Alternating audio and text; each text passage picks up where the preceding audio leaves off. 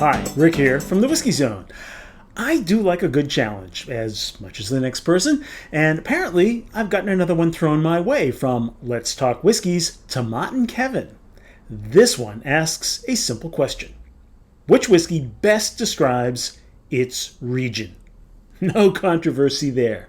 As I understand it, this challenge originated with my friend Jim from the WhiskeyNovice, and both he and Kevin selected a specific whiskey from each region in Scotland.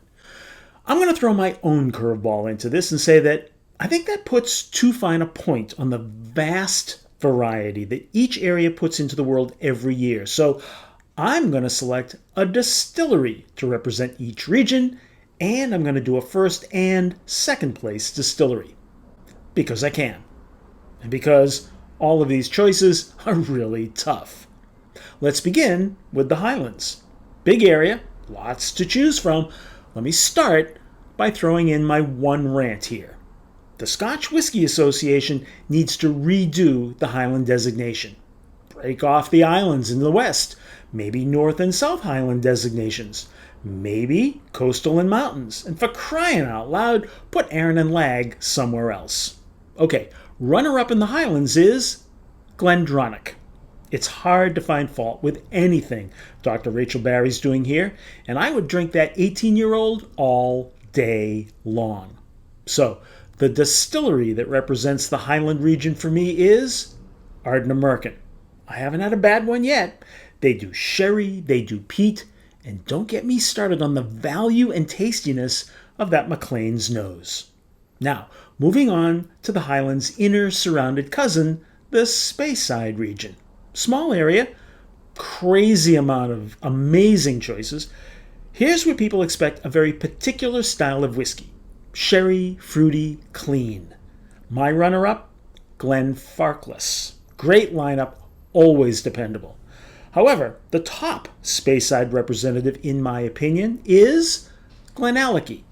I believe the efforts of master distiller and owner Billy Walker over the years have established Glenallachie as a Speyside standard bearer. If raisins and dark chocolate and heather honey mixed together in a whiskey sounds good, then you and I might agree here. Headed down the countryside to the lowlands. My runner-up distillery here is Auchentoshan. With this one, I think of a very approachable whiskey. 40 to 43% ABV, vanillas, and honeys. It's a good area representative. Although, the Glasgow distillery, which is doing some impressive, very nice things lately, almost snuck in here. So, the lowland winner for me is Daftmill.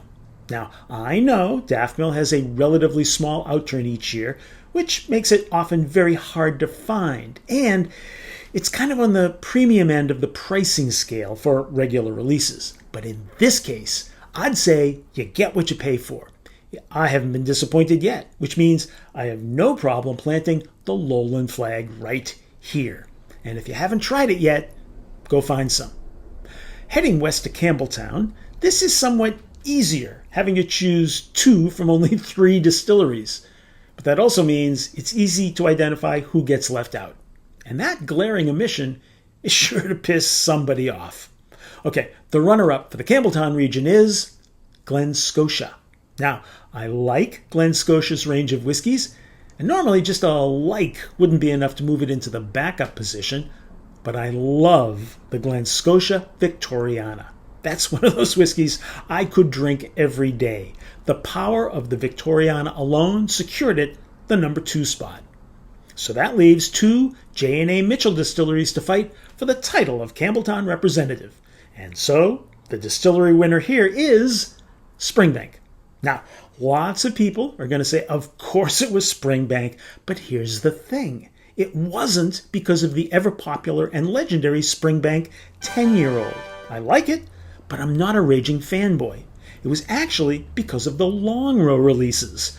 Moderate peat, rich and oily. If you know, you know. That takes me to the final and most difficult stop of Scotland's regions, Islay. That's because I like them all. I could easily have a 9-way tie here. So my runner-up for the most distinctive Islay whiskey distillery is Bruichladdich.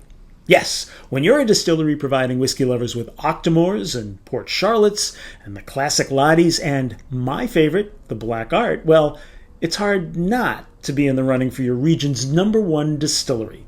Although Ardbeg, Bunnahabhain, and Ardnahoe were all knocking very loudly at the door. But today, in Rick's world, the top distinctive distillery that represents the Islay whiskey region is Laphroaig. Totally unique and distinguishable flavor profile across all their releases and readily available, fairly affordable around the world. Not to mention what the independent bottlers do with their spirit. I believe that when people think of Islay whiskies, they most often think of smoky, peaty whiskies. And when they do that, Laphroaig does the island proud. Okay, that was fun. If you disagree with me, which I'm guessing most of you probably do, please feel free to let me know in the comments. And since sharing is caring, I'm going to pass this challenge back across the Atlantic to my buddy Gavin of Gav's Drams, because I think he may have a thought or two on the subject. And be sure to follow the content on Let's Talk Whiskey and the Whiskey Novice. Good stuff. Until next time, slàinte everyone.